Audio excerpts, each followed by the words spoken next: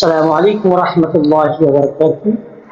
এক ভাইয়ের একটা প্রশ্ন ছিল যে হুজুর, আমরা সাধারণত টেনশনে থাকি বিভিন্ন সময় বিভিন্ন কারণবশত। তো টেনশন মুক্ত কিভাবে হতে পারি সেটার একটা টিপস আপনি আমাকে জানাবেন। তো এই বিষয়কে নিয়ে আপনাদের সামনে আসা, টেনশন মুক্ত কিভাবে আপনারা হতে পারেন, টেনশন মুক্ত কিভাবে থাকতে পারেন, এই বিষয়টাকে নিয়ে আপনাদের সামনে কিছু কথা বলতে চাচ্ছিলাম।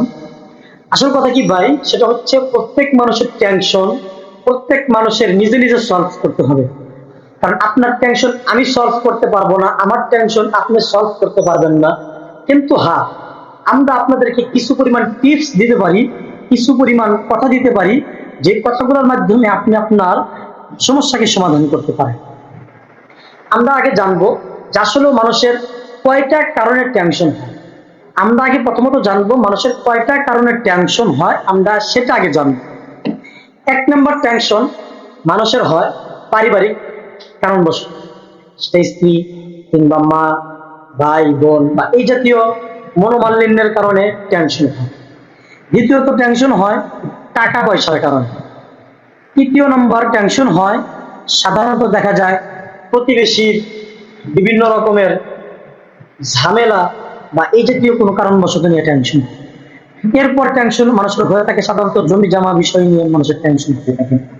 এরপর যদি মানুষের টেনশন হয় তাহলে সেটা হচ্ছে তার ব্যক্তিগত যোগ্যতা, কোনো চাকরি কিংবা দেখা যায় পড়ালেখা করছে এখন চাকরি পাচ্ছে না, কিংবা ভালো মানের পড়ালেখা করবে, কোন স্কুলে কোন কলেজে পড়বে, এই বিষয়গুলো নিয়ে মানুষের টেনশন হয়। অর্থাৎ খুদে খুদে আমাদের যদি আমরা ধরতে যাই তাহলে ছোট ছোট এই বিষয়গুলো নিয়ে আমাদের টেনশন।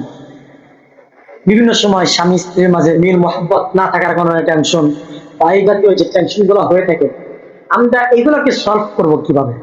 সর্বপ্রথম বলে দেই, সেটা হচ্ছে আপনি যদি টেনশন মুক্ত থাকতে চান, টেনশন মুক্ত হতে চান, তাহলে আপনার একটা জিনিসকে ধরতে গেলে আর একটা জিনিসকে আপনার ছাড়তে হবে।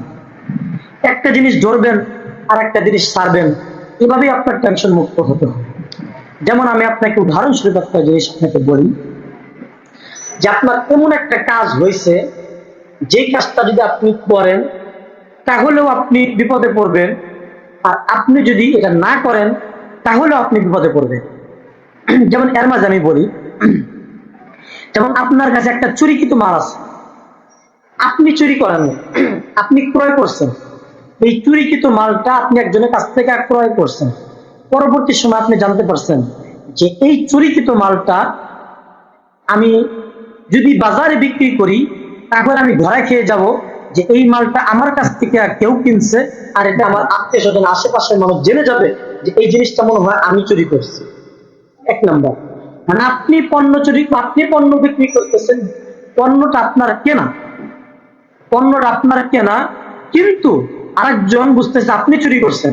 আর এই মুহূর্তে যদি আপনি পণ্য বিক্রি না করেন, আপনি যদি পণ্য বিক্রি না করেন তাহলে আপনি না খেয়ে বা দেখা যায় ক্ষুধার যন্ত্রণা আপনি মরে যাওয়ার সম্ভাবনা বেশি, বা এরকম একটা ধারণা আপনার হয়। তো আপনি এই সময় কি করবেন? এই সময় আপনার মাথায় টেনশন রাখতে হবে যে আমার কোনটা করলে উপকার বেশি হবে।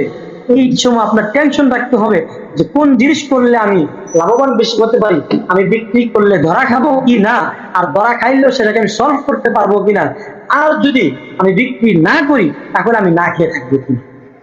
এই জায়গায় আপনি আপনার এই দুইটা এমন একটা পর্যায়ে যদি আপনার চলে আসে, তাহলে দেখা যায় এখান থেকে আপনি নিজে নিজেকে সলভের একটা বিষয় নিয়ে যেতে পারবেন।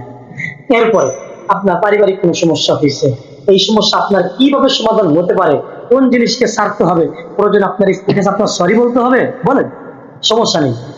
কারণ স্বামী স্ত্রী আল্লাহ তাআলা রব্বুল আলামিন এমন দিয়েছেন যে স্ত্রী স্বামীর কাছে সরি বলবে, স্বামী স্ত্রীর কাছে সরি বলবে। আল্লাহ তাআলা তো বলেই দিয়েছেন যে নারী জাতিকে আল্লাহ তাআলা একটু বাঁকা করে রাখছে, এই হিসাবে আপনি তাদেরকে এমন ভাবে বলেন যে ভাই, আপনি তাদেরকে এমন ভাবে বলেন, তাদের কাছে একটু নিজেকে প্রকাশ করেন যে না, আমি তোমার কাছে ক্ষমা প্রার্থী, তার কাছে আপনি মাপ চান, সমস্যা নাই, আপনি তার কথা মতো চলেন, তাহলে তো ঝগড়া হবে না। সে বলবে ডান দিকে যান, আপনি যাবেন বাম দিকে, সে বলবে বাম দিকে যান, আপনি যাবেন ডান দিকে, নিয়ে প্রতিদিন তো ঝগড়া হবেই। এটা ছাড়েন, বউয়ের কথা শোনেন, কিছু কিছু বউয়ের কথা শোনেন, তাহলে উপকার হবে।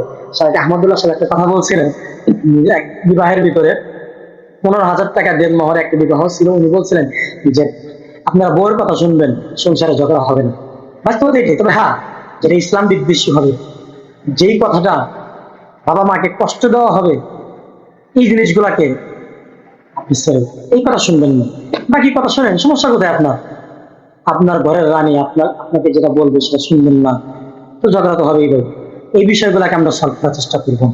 তো আরেকটা বিষয় সেটা হচ্ছে যে আমরা বিভিন্ন সময়, যেমন আমি বলছিলাম আত্মীয় স্বজন, বিভিন্ন সময় জমি জমা নিয়ে কথাবার্তা, বিভিন্ন সময় কাটাকাটি হয়, মানুষের টেনশন থাকে।